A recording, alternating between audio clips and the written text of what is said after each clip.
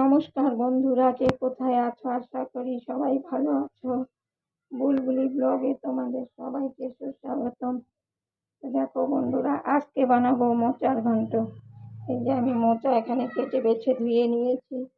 এখানে দিয়ে দেবো আমি একটু জল। মোচাটা আমি ভাপিয়ে নেব 10 মিনিট মতন। দিয়ে দিলাম জল, দিয়ে দিলাম একটু হলুদ গুঁড়ো, নাহলে কালো কালো হয়ে যাবে। দিয়ে দিলাম সামান্য একটু লবণ। দিয়ে মোচাটা ভালোভাবে নেড়ে চেড়ে আমি একটু ঢেকে দিব। দিয়ে 10 মিনিট মতন ফুটিয়ে নেব। দিয়ে দিলাম ঢেকে। এবার আমি গ্যাসটা অন করে দিলাম, গ্যাসটা জ্বালিয়ে দিলাম। 10 মিনিট ফুটুক, আমি ততক্ষণে মশলাটা করে নিই। দেখতে থাকো তাহলে তোমরা আমার মোচা ঘন্ট কিভাবে আমি বানাই। আলু দিয়ে করব, আমি আলুটাও কেটে নিই। ফিরে এলাম 10 মিনিট পর। দেখি আমার মোচাটা সিদ্ধ হলো কিনা। হ্যাঁ, মোচাটা সুন্দরভাবে সিদ্ধ হয়ে গেছে। এই যে দেখো, সুন্দরভাবে সিদ্ধ হয়ে গেছে। এবার আমি মোচাটাকে জল ঝরিয়ে কুচি কুচি করে কেটে নেব। তো দেখতে থাকো। গ্যাসের ফ্লেমটা আমি বন্ধ করে দিলাম।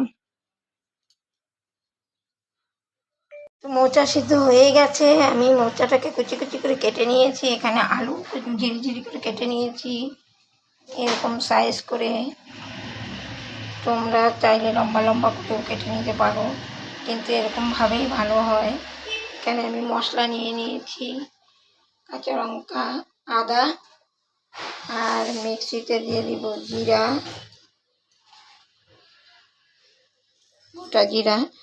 আমি এগুলো এখন পেস্ট করে নিব। একটু জল দিয়ে দেখতে থাকো। তোমরা দিতে পারো, আমার কাছে এখন নেই, তাই আমি জিরা আদা বাটা দিয়েই, কাঁচা লঙ্কা জিরা আদা বাটা দিয়েই করে নিচ্ছি। আমার সব কিছু রেডি হয়ে গেছে। এবার আমি করবো মোচা ঘন্ট। দেখতে থাকো। আমি কড়াই চাপিয়ে দিয়েছি, কড়াইতে দিয়ে দিচ্ছি পরিমাণ মতো তেল। মোচা ঘন্ট একটু তেলটা বেশি লাগে। তেল গরম হয়ে আসছে। এবার আমি দিয়ে দিব শুকনো লঙ্কা আর জিরা ফোড়নে। ফোড়নটা একটু লাল লাল হয়ে এলে,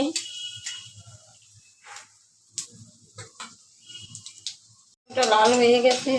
আমার কাছে তেজপাতা নেই, তাই আমি স্কিপ করলাম ওটা। এবার দিয়ে দিব আমি সোনামুখী মুগ ডাল।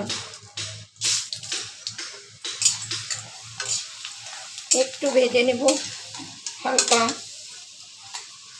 তারপর দিয়ে দেব আলু কুচি।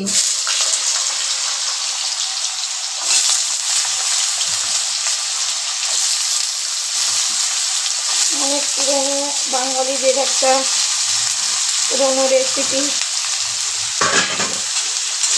দেখতে থাকুন কীভাবে করি। আলুটা আমি লাল লাল করে ভেজে নেব।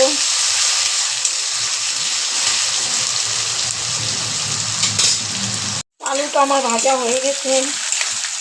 এবার আমি দিয়ে দেব মশলাটা।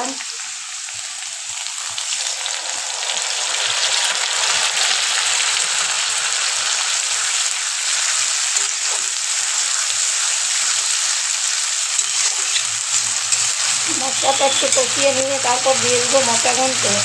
কাটা মোচাটা দিয়ে দেবো নুন, দিয়ে দিব হলুদ।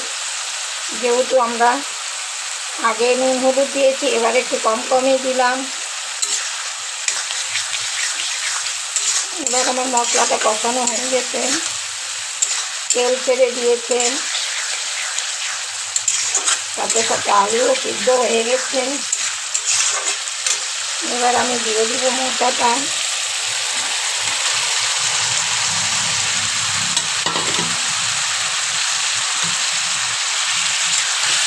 মশলাটা দিয়ে ভালো করে নেড়ে চেড়ে কষিয়ে নেব।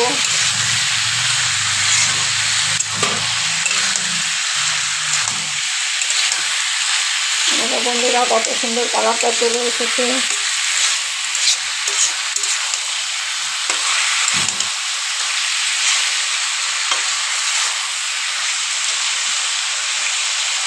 তো বন্ধুরা রেডি হয়ে গেল আমার এই যে মোচা ঘন্ট। কত সুন্দর হয়েছে দেখো কালার, আলুও সিদ্ধ হয়ে গেছে। এইভাবে তোমরাও করে খেয়ে দেখো। এখন আমি দিয়ে দেব একটু গরম মশলা গুঁড়ো,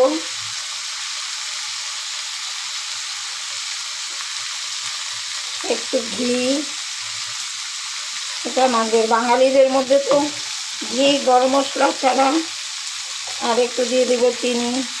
আধুরা থাকে মোচা ঘন্ট, ঘি গরম মশলা লাগবেই।